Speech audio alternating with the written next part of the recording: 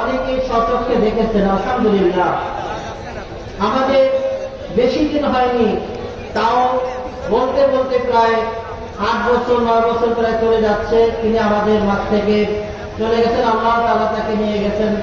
আল্লাহ তাআলা তাকে জান্নাতের মধ্যে, আল্লাহ তাআলা তার কবরটাকে জান্নাতে পরিণত করে দিন, সবাই বলে আমিন। আল্লাহ তাআলা তাকে জান্নাতের উচ্চ মাকাম দান করুন, সবাই বলে আমিন। আমরা জানি যে ডক্টর খন্দকার আব্দুল্লাহ জাহাঙ্গীর রাহিমাহুল্লাহ তাআলা তিনি এই আস-সুন্নাহ ট্রাস্ট প্রতিষ্ঠা করেছেন। তার অনেকগুলো লক্ষ্য উদ্দেশ্য ছিল, তার মধ্যে একটি ছিল কি তাওহীদ প্রতিষ্ঠা করা। এক নম্বরে কি ছিল? তাওহীদ প্রতিষ্ঠা করা। সমাজের আনাচে কানাচে সব জায়গায় যেন আল্লাহ রাব্বুল আলামিনের যে তাওহীদ, এই তাওহীদ যেন সব জায়গায় যেন প্রতিষ্ঠিত হয়ে যায়, সবাই বলে আমিন। আল্লাহ তাআলা সেই উদ্দেশ্যকে সামনে রেখেই ডক্টর খন্দকার আব্দুল্লাহ জাহাঙ্গীর রাহিমাহুল্লাহ তাআলা এই আস-সুন্নাহ ট্রাস্টকে তিনি প্রতিষ্ঠা করেছেন। তাওহীদের সাথে সাথে মহান আল্লাহ রাব্বুল আলামিন তার প্রিয় বন্ধু, তার যে প্রিয় নবী হযরত মুহাম্মদ রাসূলুল্লাহ সাল্লাল্লাহু আলাইহি ওয়াসাল্লামের আনিত যে দ্বীন, সে তারপরে তার যে সুন্নাহ, তার যে হাদিস, এগুলো যেন মানুষের মাঝে যেন সঠিক সুন্নাহটা, সঠিক হাদিসটি যেন মানুষের কাছে যেন পৌঁছে যায়, এই লক্ষ্যকে উদ্দেশ্য করেও তিনি আস-সুন্নাহটা তিনি প্রতিষ্ঠা করেন। সবাই বলে আলহামদুলিল্লাহ। বন্ধুরা আমার, সেই আস-সুন্নাহ ট্রাস্ট আজকে আমরা দেখেছি এইখানে অনেক ছোট ছিল, ছোট একটা ঘর। প্রথমে ছিল উপরে টিন শেড ছিল, পাশে বেড়া দেওয়া ছিল এক ধরনের বাঁশ দিয়ে তৈরি করে, এমন ধরনের বাঁশ দিয়ে তৈরি করা সেই চাকরি দিয়ে বেড়া দেওয়া ছিল। আর সেই ঘরে আমরাও কিন্তু ক্লাস করেছি। ডক্টর খন্দকার আব্দুল্লাহ জাহাঙ্গীর রাহিমাহুল্লাহ তাআলা তিনি আমার উস্তাদ ছিলেন। প্রথমেই যাকে আমাদেরই তিনি প্রথম ক্লাস নিয়েছিলেন ইউনিভার্সিটিতে, প্রথমে আমরা তাকে দেখেছি ডক্টর খন্দকার আব্দুল্লাহ জাহাঙ্গীর রাহিমাহুল্লাহ তাআলা। তার যে সেই মুখের যে তার যে মুস্কি হাসি, তার যে সুন্নাতের প্রতি তার যে অগাধ যে ভালোবাসা, এটা আমরা তার প্রথম ক্লাসে আমরা পেয়েছি। আলহামদুলিল্লাহ। তো সেই ডক্টর খন্দকার আব্দুল্লাহ জাহাঙ্গীর রাহিমাহুল্লাহ তাআলা প্রতিষ্ঠিত আজকের এই আস-সুন্নাহ ট্রাস্ট আজকে সেই ছোট থেকে আল্লাহর রহমতে অনেক বড় হয়েছে। সবাই বলেন আলহামদুলিল্লাহ। এই আস-সুন্নাহ ট্রাস্টে আজকে প্রায় 1000-এর উপরে ছাত্র এবং ছাত্রী তারা পড়াশোনা করে। সবাই বলেন একটু আলহামদুলিল্লাহ। সেই ছোট্ট মাদ্রাসা আজকে কত বড় হয়েছে, 1000-এর উপরে ছাত্র এবং ছাত্রী এই মাদ্রাসায়। যে পূর্ণাঙ্গ ছেলেদের মাদ্রাসা রয়েছে, তাফাজ্জুদ রয়েছে, আলহামদুলিল্লাহ। মহিলাদের জন্য দাওয়া পর্যন্ত মহিলাদের জন্য এখানে মাদ্রাসা রয়েছে। আলহামদুলিল্লাহ, এত সুন্দর একটি প্রতিষ্ঠান এই ঝিনাইদহের এই ডোবাঘাটার পরে এইখানে একটি বাগান হয়েছে। আলহামদুলিল্লাহ, আমরা সেই বাগানে আমাদের সন্তান সন্ততিদেরকে দিয়ে আমরা সেই বাগানে আমরা শরীক হতে পেরেছি। সবাই বলি আলহামদুলিল্লাহ। যারা সন্তান সন্ততি দিতে না পেরেছি, আমরা অন্তত আমাদের মেধা দিয়ে, আমাদের কথা দিয়ে, আমাদের বুদ্ধি দিয়ে, আমাদের টাকা পয়সা দিয়ে আমরা সেখানে আমরা শরীক হয়েছি। আর এর মাধ্যমে আমরা আস-সুন্নাহ ট্রাস্টকে, এর মাদ্রাসাকে আমরা কি করেছি? প্রতিষ্ঠার জন্য আমরা সহযোগিতা করেছি।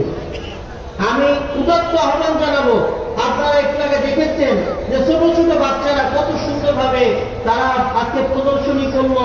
আগামীকালকে রয়েছে অনেক প্রদর্শনী রয়েছে, অনেক তাদের যে অভিজ্ঞতা, এগুলো আপনাদের সামনে উপস্থাপন করবে ইনশাআল্লাহ। আমরা দেখতে পাই যে ঝিনাইদহ শহরের মধ্যে, এই ঝিনাইদহ জেলার মধ্যে তথা সারা বাংলাদেশের মধ্যে একটি আদর্শ প্রতিষ্ঠান হিসেবে আজকে আমাদের সামনে উপহার দিতে পেরেছে এই আস-সুন্নাহ ট্রাস্টের জামিয়াতুস সুন্নাহ। জামিয়াতুস সুন্নাহ আমাদের সামনে এই কোরআন এবং হাদিসের সঠিক বাণী আমাদের সামনে তুলে ধরতেছে। ছাত্রদেরকে আল্লাহর রহমতে দিন দিন তাদের তারাক্কি, তাদের উন্নতি হচ্ছে। আলহামদুলিল্লাহ, আমাদের এই ছাত্র ছাত্রীরা সমাজের চতুর্দিকে ছড়িয়ে পড়বে। তারা আমাদের কোরআন এবং হাদিসের তারা আমাদেরকে তারা তালিম দিবে। আলহামদুলিল্লাহ, আমরা আমাদের এই সমাজ উপকৃত হবে একদিন ইনশাআল্লাহ। সবাই বলেন ইনশাআল্লাহ। বন্ধুরা আমার, আজকে যে ছাত্রীরা যারা শিখছে তারা তো ক্লাসের মধ্যে শিখছে, কিন্তু আমরা যারা আজকে যারা ক্লাস করতে পারছি না, তারা আজকে আমরা এই উন্মুক্ত ময়দানে, উন্মুক্ত মাহফিলে আমরা হাজির হয়েছি। আল্লাহ তাআলা যেন আমাদের সকলের যে নিয়তে আমরা এসেছি আল্লাহ এবং আল্লাহ রাসূলের রাজি খুশি করার জন্য, আল্লাহর কোরআনের আমরা তাফসীর শুনবো, আল্লাহর কোরআন থেকে আমরা কিছু কালাম শুনবো, আল্লাহ রাসূল সাল্লাল্লাহু আলাইহি ওয়াসাল্লামের সহিহ হাদিস থেকে আমরা কিছু বাণী শুনবো, এই উদ্দেশ্য নিয়ে আমরা এখানে এসেছি। আল্লাহ তাআলা যেন আমাদের এই সঠিক, সুন্দর এবং আমাদের সুচিন্তিত এই নিয়তকে আল্লাহ তাআলা যেন কবুল করেন, সবাই বলে আমিন। বন্ধুরা আমার কাছে আবারও একটি চিরকুট এসেছে।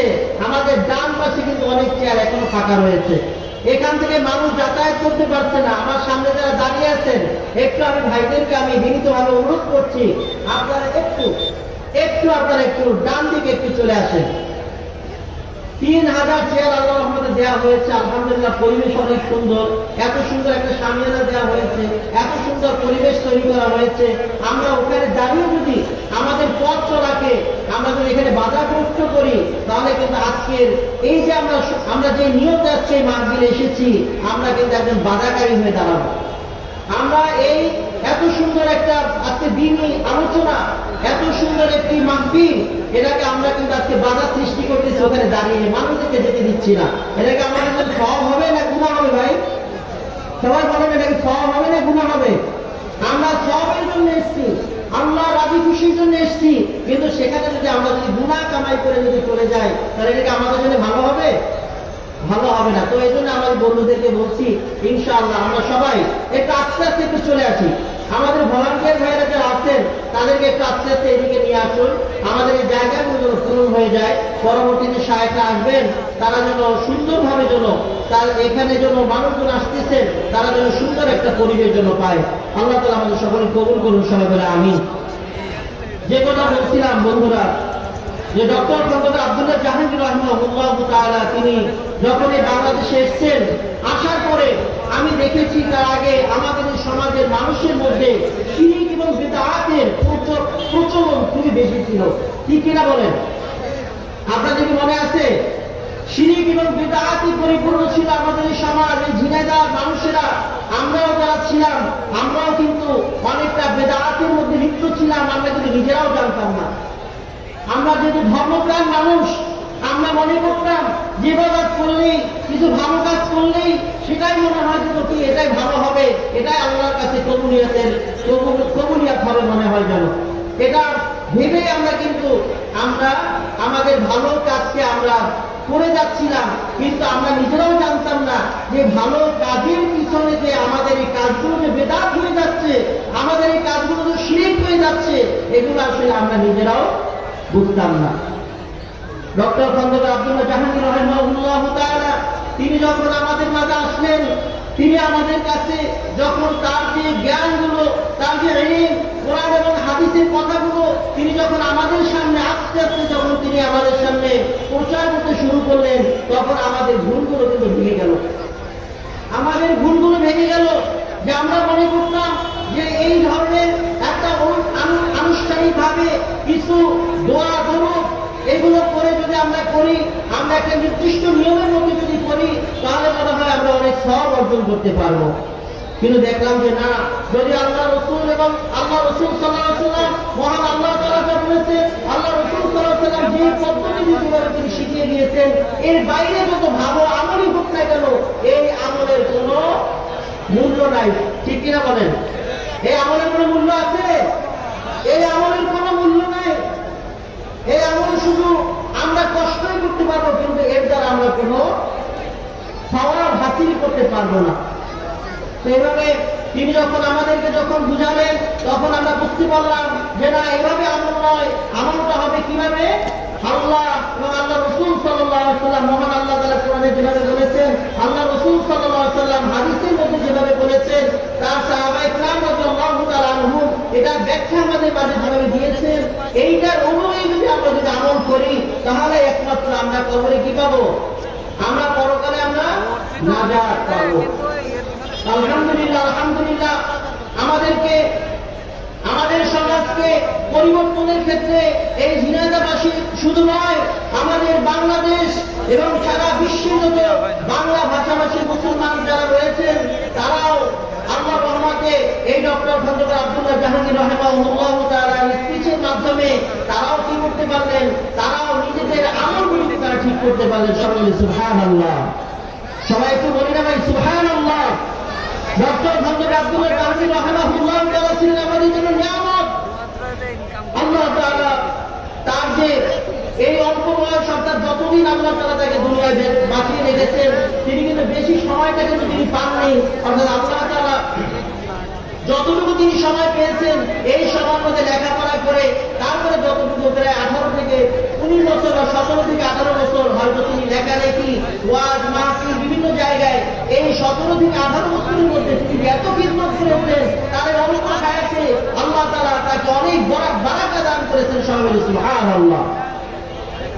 বন্ধুরা আমার, সারাদিন খেয়ে না খেয়ে এই বইগুলো লিখে গিয়েছেন, সারাদিন খেয়ে না খেয়ে সেই কোথায় বিভিন্ন জায়গায় সিলেটে হোক, তারপরে চট্টগ্রাম হোক, কুমিল্লা হোক, খুলনায় হোক, রাজশাহী হোক, বিভিন্ন জায়গায় তিনি মাহফিল করেছেন, আবার এদিকে ক্লাসগুলো করিয়েছেন।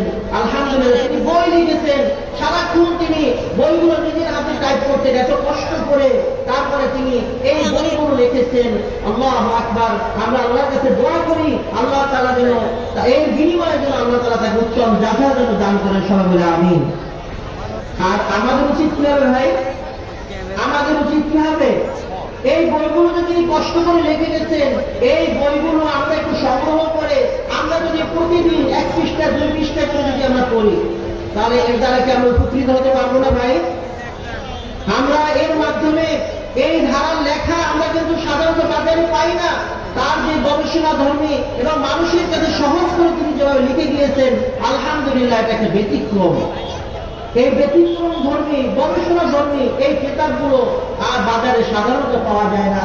আর আমরা জানি বাজারে অনেক বই পুস্তক রয়েছে, বাজারে অনেক ইউটিউবের মধ্যে অনেক আলোচনা রয়েছে, সেই আলোচনার মধ্যে কতটুকু সঠিক আর কতটুকু বেঠিক এই ধরনের পার্থক্য করার হয়তো বুদ্ধি আমাদের সবার নাই।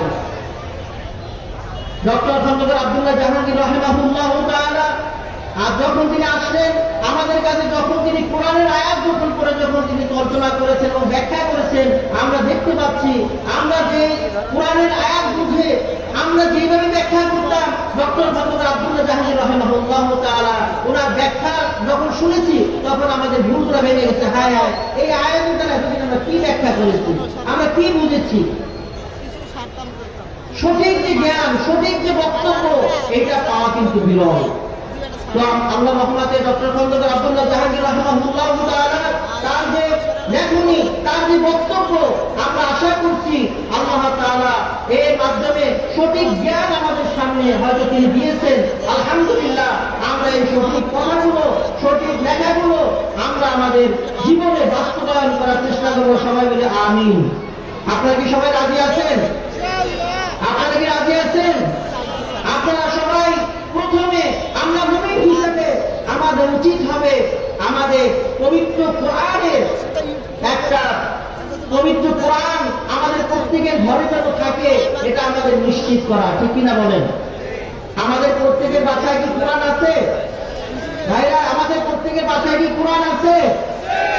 আমাদের প্রত্যেকের বাসায় কোরআন আছে, কিন্তু কোন অবস্থায় আছে? হয়তো দেখা যায় 1 বছরও কোরআন ধরি না, ওই যে আটকায় রেখে দিয়েছে একটা কাপড় দিয়ে বরাটের মধ্যে বাড়াই করে রেখে দিয়েছি, ওই অবস্থায় বছরের পর বছর করে যাচ্ছে, ওখানে হয়তো পড়ে আছে, একদিন খুলেও দেখা সুযোগ আমাদের হয় না, ঠিক কিনা বলেন ভাই? ঠিক কিনা বলেন? আমাদের এই কোরআন যা আছে এই কোরআন আমরা যে খুঁজে একটু পড়বো সেই সৌভাগ্য আমাদের হয় না, কারণ আমাদের কাছে বড় একটা যন্ত্র চলে আসে, ঠিক কিনা বলেন? এই যে এখানে আছে এর মাধ্যমে আমাদের এই কোরআন ভুলিয়ে দিচ্ছে, আমাদেরকে হাদিস ভুলিয়ে দিচ্ছে, আমাদেরকে শুদ্ধ চর্চা যে আমলগুলো করবো সে আমলগুলো করা আমাদের কি হয়ে গেছে, এগুলো বন্ধ হয়ে গেছে। আমরা খালি মোবাইল দেখি আর একজন আর একজনের খালি সমালোচনা এর মাধ্যমে খালি আমরা করে দিচ্ছি, ঠিক কিনা বলেন? এর মাধ্যমে আমি একটা মেসেজ দিয়ে দিচ্ছি, আমি একটা মন্তব্য দিয়ে দিচ্ছি, একজন আর একজনের সমালোচনা বা উনি আবার আর একটা মন্তব্য দিয়ে দিচ্ছে, এই শুরু হয়ে গেল ঝগড়া, এই শুরু হয়ে গেল বিতর্ক, এই শুরু হয়ে গেল আমাদের যুদ্ধ।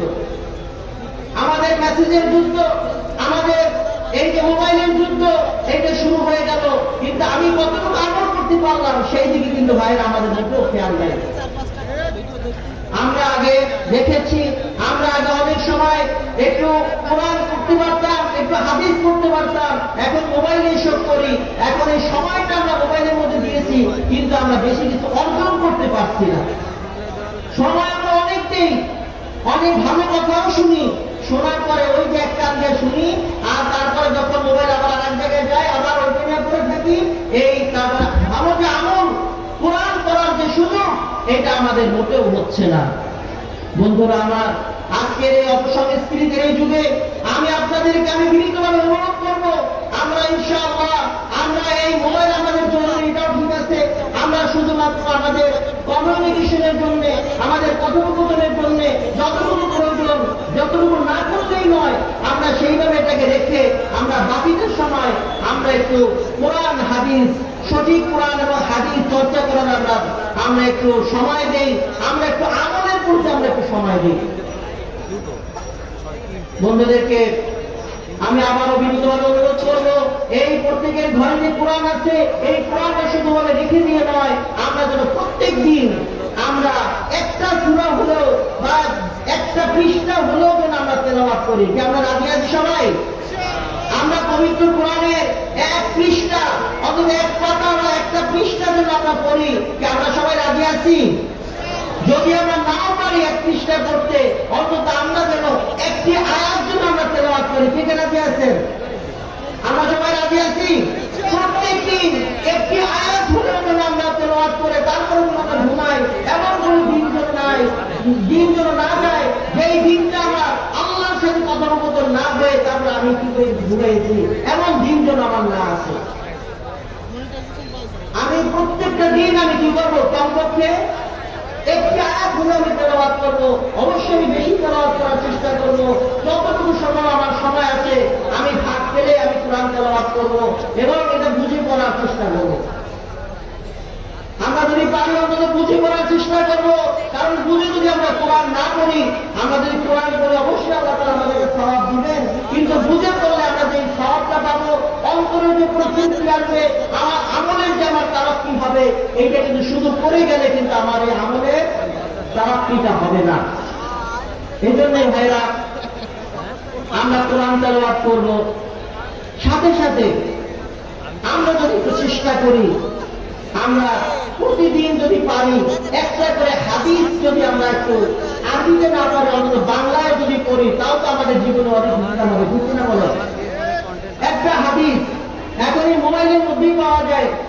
এই হাদিস বুখারী শরীফ বলেন, তারপরে মুসলিম শরীফ বলেন, তারপর আবু দাউদ, নাসাই, তিরমিজি, তারপরে আরো মুস্তাদরাক আল হাকিম, এগুলো যা রয়েছে আরো অনেক কিতাব রয়েছে, এগুলো কিন্তু মোবাইলেও পাওয়া যায়। আমরা অন্তত একটা হাদিস যেন আমরা বিশুদ্ধ হাদিস, আপনারা জানেন যে আমাদের সমাজের মধ্যে অনেকগুলো দ্বন্দ্ব হয়, অনেক আমাদের মধ্যে দ্বন্দ্ব, সেই দ্বন্দ্বগুলো হচ্ছে সহিহ হাদিস এবং বানানো হাদিস অর্থাৎ মাউযু হাদিস। হাদিসের মধ্যেও আল্লাহ রাসূল সাল্লাল্লাহু আলাইহি ওয়াসাল্লামের কথা সবই তো হাদিস, ঠিক কিনা বলেন? আল্লাহ রাসূলের কাজ সবই তো হাদিস, কিন্তু আমাদের এই পরম্পরায় আসছে একদল যারা কি ছিল, যারা আসলে স্বার্থান্বেষী ছিল কিছু লোক, তাদের কারণে অনেক সময় তারা নিজেদের স্বার্থের কারণে কিছু হাদিস বানিয়েছে। ডক্টর খন্দকার আব্দুল্লাহ জাহাঙ্গীর রাহিমাহুল্লাহ তাআলা এইগুলো আমাদের সামনে তুলে ধরার জন্য তিনি কিন্তু একটা বই লিখে গেছেন। আপনারা কি সবাই জানেন? তিনিও এই ব্যাপারে বই লিখে গেছেন, হাদিসের নামে জালিয়াতি, যে হাদিসকে কেন্দ্র করেও অনেক মানুষ জালিয়াতি করেছে তাদের স্বার্থ হাসিলের জন্য, তাদের ক্ষমতা হাসিলের জন্য, অন্যান্য কারণে এগুলো যে করেছে, এইগুলো কিন্তু আমাদের সমাজ থেকে এগুলো পৃথক হওয়া উচিত। কোনটা সঠিক হাদিস, কোনটা আসলে বানানো হাদিস, এই বানানো হাদিসগুলো নিয়ে আমাদের মধ্যে ভাইদের মধ্যে ঝগড়া তৈরি হয়ে যায়, আমাদের মধ্যে দ্বন্দ্ব তৈরি হয়ে যায়। আমরা কেউ বলি ভাই এটা হাদিসে আছে, আর আপনি বলে ভাই এটা তো হাদিসে নাই। এখন আমি যখন হাদিস যখন শুনেছি, আমাদের বাবাকে দেখেছি, দাদাকে দেখেছি, নানাবানকে দেখেছি, সবাই আসলে তারা এত শিক্ষিত ছিলেন না। তৎকালীন সময়ে আসলে এত কিতাব তো এত আমাদের হাতের নাগালে ছিল না, তখন এটা ছিল আসলে খুবই রেয়ার এই কিতাবগুলো। কিন্তু তারা যতটুকু পেরেছেন তারা চেষ্টা করেছেন সঠিকভাবে চলার জন্য। এরপরেও তাদের কাছে উপকরণগুলো ছিল না বিধায় হয়তো দু একটা ভুল আমল অথবা দু একটা মাউযু হাদিস তাদের মাধ্যমে প্রচার হয়েছে। এখন আমাদের এত সহজলভ্য হয়েছে উপকরণগুলো, আমরা বুঝতে পেরেছি হাদিসের মধ্যেও কিছু বানোয়াট হাদিস আছে।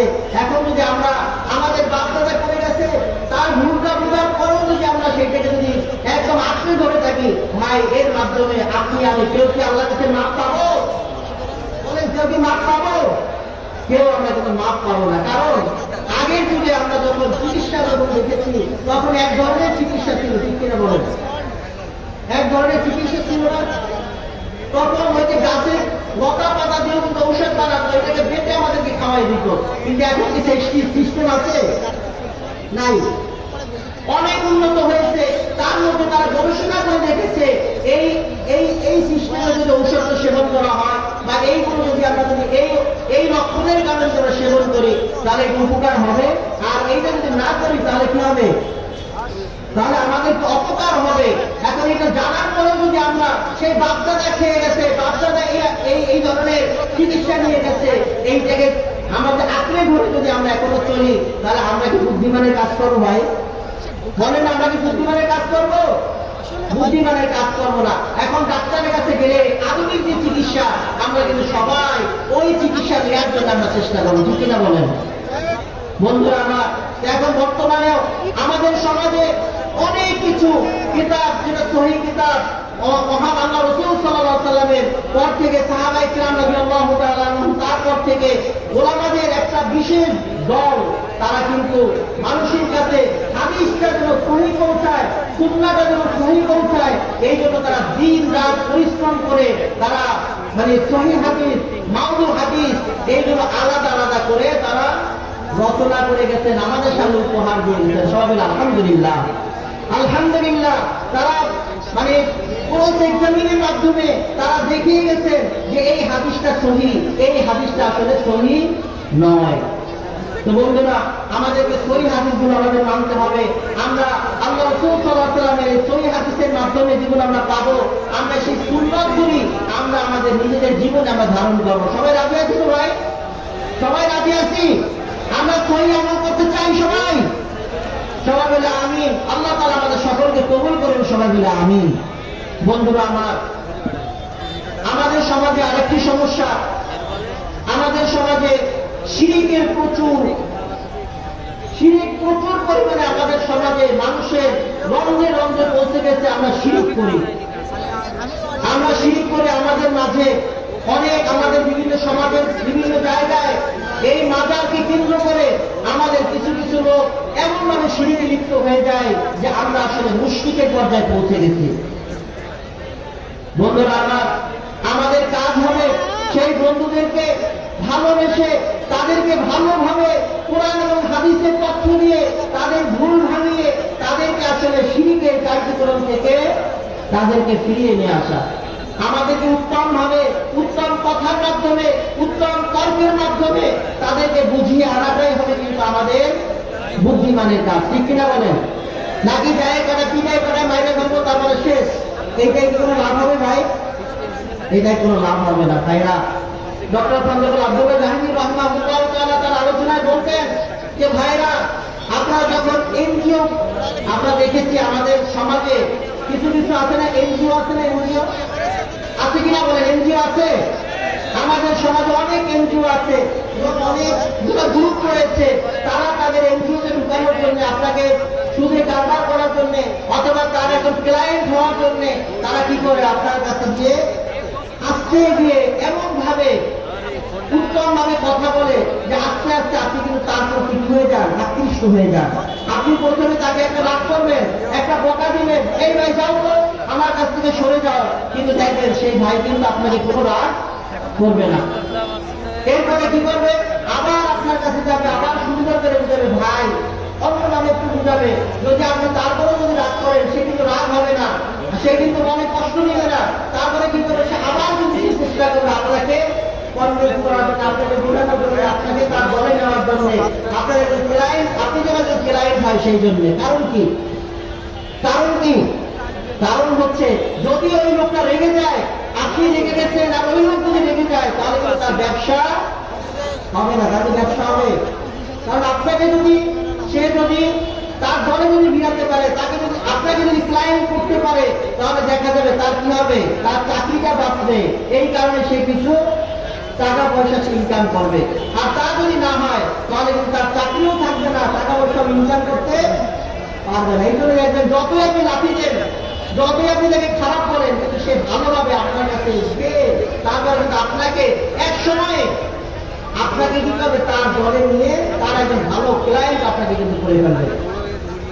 আমাদের তো ভাইরা বুঝতে হবে, আমরাও যারা দিনের কাজে, আমরাও যারা দিনের দাওয়াত দেই, আমরাও যারা দিনের কাজ করি, আমাদের তো এভাবে মানুষের কাছে দিয়ে গিয়ে যদি আপনি একজন মানুষকে যদি আপনি ভালো পথে নিয়ে আসতে পারেন, তাহলে লাভটা ভাই সবাই বলেন না কার লাভ? লাভ কি ওই ব্যক্তির না আপনার? এই লাভটা কিন্তু ভাইরা আপনার, এই লাভটা আপনার।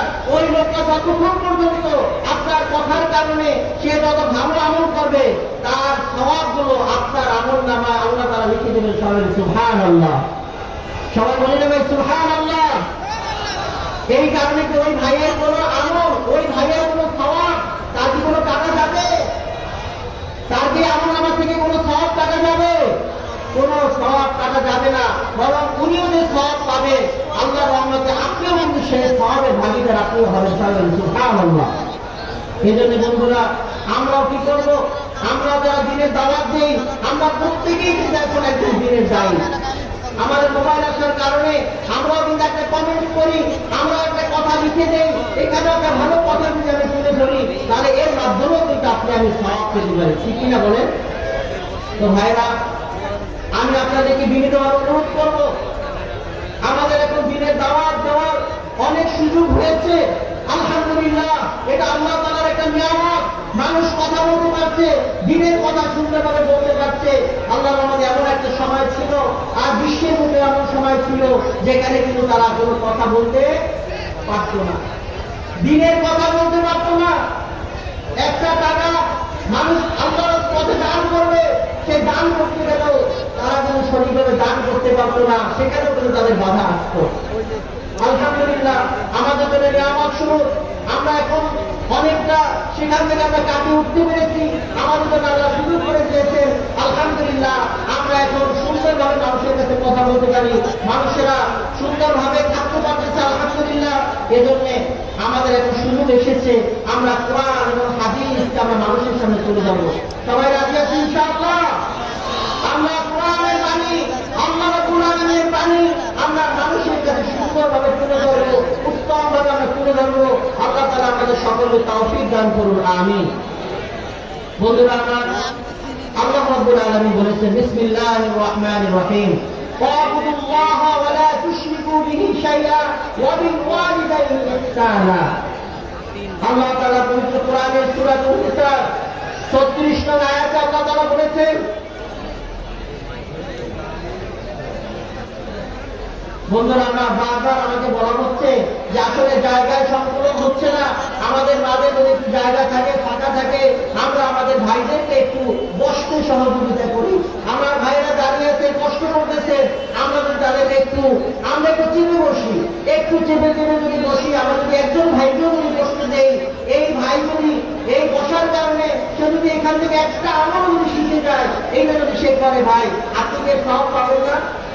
আপনি কিন্তু সওয়াব পাবেন। এজন্য আমরা একটু চেষ্টা করি ভাইয়েরা, বন্ধুরা আমার, আমরা একটু আগে এগিয়ে বসি, আমরা একটু বেশি জায়গা আছে ওখানে গিয়ে একটু বসি, আমরা একটু জায়গা করে দিই। অনেক ভাইদের কষ্ট হচ্ছে বসে দাঁড়িয়ে থাকতে, আমরা একটু ভাইদের একটু জায়গা করে দিই। সবাই মিলে আমিন। বন্ধুরা আমার, মহান আল্লাহ তাআলা বলেছেন, ওয়া'বুদুল্লাহা ওয়া লা তুশরিকু বিহি শাইআন ওয়া বিল ওয়ালিদাইনি ইহসানা। আল্লাহ তাআলা বলেছেন, ওয়া'বুদুল্লাহ, তোমরা ইবাদত করো কার? বন্ধুরা বলেন, কার ইবাদত করতে হবে? কার ইবাদত করব? মহান আল্লাহ রাব্বুল আলামিনের ইবাদত করব, একমাত্র আল্লাহ তাআলার ইবাদত। আর কারো ইবাদত করবে না, আর কারো ইবাদত করব না, একমাত্র আল্লাহর ইবাদত করব। সেই মহান রব্বুল আলামিন যেভাবে তার ইবাদত করতে বলেছেন, সেইভাবে আমরা তার ইবাদত করব, নাকি ভাই? আল্লাহ তাআলা যেভাবে ইবাদত করতে বলেছেন, আল্লাহ রাসূল সাল্লাল্লাহু আলাইহি ওয়াসাল্লাম যেভাবে আমাদেরকে দেখিয়েছেন, সাহাবায়ে কেরাম রাদিয়াল্লাহু তাআলা আনহুম তারা আমাদেরকে যেভাবে দেখিয়েছেন, সেগুলো আমাদের সামনে উলামায়ে কেরামগণ অনেক কষ্ট করে তারা আমাদের মাঝে রেখে গেছেন। তো আমরা সেগুলো জেনে বুঝে তারপর আমরা কি করবো? একমাত্র আল্লাহ তাআলার ইবাদত করবো। ওয়ালা তুশরিকু বিহি শাইআ, আল্লাহর সাথে অন্য কারো শিরিক করবে না। তোমরা অন্য কারো শিরিক করবে না, অন্য কারো শিরিক করবে না। আল্লাহ রাব্বুল আলামিন বারবার কোরআনের মধ্যে অসংখ্য জায়গায় আল্লাহ তাআলা আমাদেরকে নির্দেশ দিয়েছেন, তোমরা আল্লাহর ইবাদত করো, অন্য কারো ইবাদত করো না। তোমরা আল্লাহর সাথে কাউকে শিরিক করো না। বন্ধুরা বলে এটা কার কথা? সবাই বলে এটা কার কথা? আল্লাহর কথা। ওয়াবুদুল্লাহ, আল্লাহর ইবাদত করো। ওয়ালা তুশরিকু বিহি শাইআ, আল্লাহর সাথে অন্য কাউকে শিরিক করো না। আল্লাহ তাআলা স্পষ্ট ভাষায় সূরাতুন নিসা, সূরা আলে ইমরান অন্য জায়গায় বলেছেন, অনেক সূরায় আল্লাহ তাআলা বলেছেন যে আল্লাহর সাথে তোমরা কাউকে শিরিক করো না। বন্ধুরা আমার, আমরা অজান্তে, আমরা অনেক সময় না জেনে আমরা আল্লাহর সাথে শিরিক করে বসি। যারা আমাদেরকে দিনের দায়ী, যারা আমাদেরকে দিনের দাওয়াত দিয়েছেন, আমরা তাদের মাধ্যমে দিন পেয়েছি, আলহামদুলিল্লাহ। আমরা আল্লাহর কাছে শুকরিয়া আদায় করব, আমরা তার জন্য দোয়া করবো আল্লাহ রাব্বুল আলামিনের কাছে, আল্লাহ তাআলা যেন তাকে উত্তম জাযা দান করেন। তার কারণে, তার প্রচেষ্টায় আজকে আমি আল্লাহর পথে এসেছি, আমি দিনের পথে এসেছি, আলহামদুলিল্লাহ, আলহামদুলিল্লাহ। আমরা তার জন্য দোয়া করবো। কিন্তু এমনটা আমাদের হয়ে যাচ্ছে, ওই ভালো মানুষটাকে কেন্দ্র করেই আমরা আল্লাহর পরেই আমরা তাকে এমন একটা জায়গায় বসিয়ে দেই, আমরা মনে করি তিনি আসলে ওই আল্লাহ তাআলা না হলেও আল্লাহ তাআলার সমপর্যায়ে আল্লাহর কাছে পৌঁছে দেওয়ার জন্য তিনি আমাকে হেল্প করলেন। আল্লাহর কাছে সুপারিশ করিয়া কিয়ামতের দিন তিনি আমাকে কি করবেন? আমাকে নাজাত করাই দিবেন। আমার ওই হুজুরকে যদি মাসে মাসে, আমার ওই শায়েখকে যদি মাসে মাসে আমি যদি বিশ্বাসকে যদি মাসে মাসে যদি টাকা দেই, বছর বছর কিছু দিয়ে আসলাম, হুজুরে একটু মাথা মুখাই দিল, আমি কি করলাম? মাথাটা একটু আস্তে নামাই দিলাম, আর কি করবো? আমার আর কোনো বলা মনে করলাম এই হুজুরই আমাকে নাজাত করাই দিলেন। সবাই বলে নাউযুবিল্লাহ, সবাই বলেন একটু নাউযুবিল্লাহ।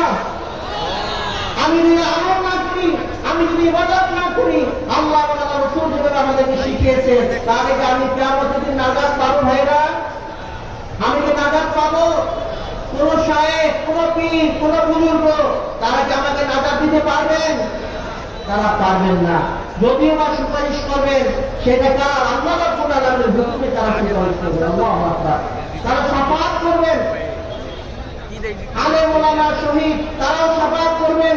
কিন্তু একমাত্র আল্লাহ তাআলা যাকে নির্দেশ দিবেন, তিনিই শুধু শাফাআত করতে পারবেন, অন্য কেউ শাফাআত করতে পারবেন না। তো বন্ধুরা, আমি যে কথা বলছিলাম, একমাত্র আল্লাহর ইবাদত করবো। যা কিছু নামাজ কালাম যা কিছু আমরা করবো তার জন্যে। সবাই বলেন কার জন্যে? একমাত্র আল্লাহ রাব্বুল আলামিনের জন্য আমার নামাজ হবে, আমার রোজা হবে, আমার ইবাদত সব কিছু একমাত্র আল্লাহর জন্য। কোন ব্যক্তির জন্য কোন ইবাদত হবে না। যে আমি এখন নামাজ পড়তেছি, হুজুর আছে সামনে, দেখে সাহায্য করবে, এই আব্দুল মালিক, আব্দুল বাড়ি, এই খুব সুন্দর নামাজ পড়ে, এইভাবে যদি আমরা রিয়া মানুষ দেখানোর জন্য যদি আমরা যদি নামাজ পড়ি বা ইবাদত করি, তাহলে তো আল্লাহ দরবারে কবুল হবে না। একমাত্র আল্লাহর জন্য আমরা ইবাদত করবো, আল্লাহর সাথে কাউকে শিরিক করবো না। নবী মুহাম্মদের ইহসানা, আমরা পিতা মাতার সাথে কি করবো? আমরা ভালো আচরণ করবো। আমাদের পিতা মাতাকে আছে না? অনেক ভাইদের, আমাদের যুবক বন্ধুরা, আমাদের যুবক বন্ধুদের বাবা আছে, মা আছে, আমরা বৃদ্ধ হয়ে গেছে, আমাদের অনেকের বাবা আছে বা মা আছে। এই বাবা মা আমাদের জন্য জান্নাতে যাওয়ার জন্য, জান্নাতে যাওয়ার জন্য আমাদের উপলক্ষ, জান্নাতে যাওয়ার